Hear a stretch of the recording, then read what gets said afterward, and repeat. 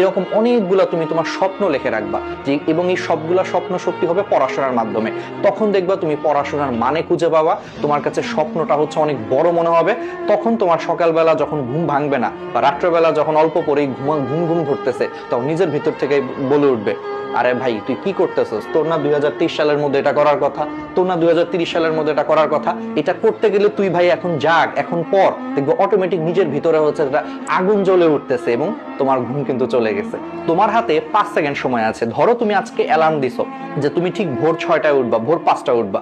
হয় কি যে অ্যালার্মে হচ্ছে আমাদের ঘুম ভাঙে, কিন্তু ঘুম ভাঙার পর মনে হয় যে ভাই আজকে আর পারবো না, থাক আরেকটু ঘুমাই। এটা মনে করে 5 সেকেন্ডের মধ্যে হচ্ছে আমরা অ্যালার্মটাকে অফ করে দেই, আর সেই 5 সেকেন্ডের জায়গায় দেখা যায় যে পরবর্তীতে আমাদের আরো 2 ঘন্টা 3 ঘন্টা ঘুমায় আমরা কিন্তু সেই দেরিতে উঠি। এই জন্য সবসময় মনে রাখবা, তোমার হাতে ডিসিশন নেওয়ার জন্য মাত্র 5 সেকেন্ড আছে।